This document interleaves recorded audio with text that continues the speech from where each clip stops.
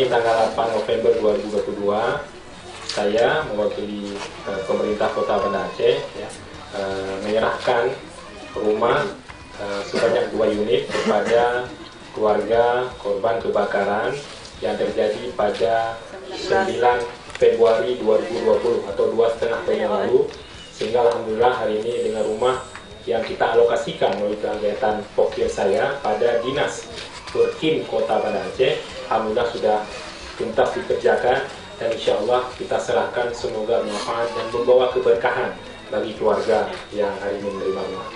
Assalamualaikum warahmatullahi wabarakatuh. Assalamualaikum warahmatullahi wabarakatuh. Saya mengucapkan alhamdulillah, puji syukur pada Allah Subhanahu wa taala dan salawat kepada Nabi Muhammad junjungan kita.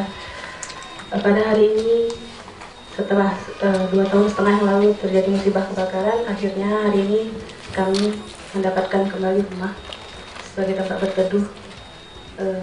Saya menonton siaran Serambi TV kemarin, saya menangis ya, teringat 2,5 tahun yang lalu itu saya didatangi oleh Pemko Banda Aceh waktu itu, Pak Fardina Umar, waktu itu Camat Reza Kamilin ya, saya minta untuk diberikan rumah.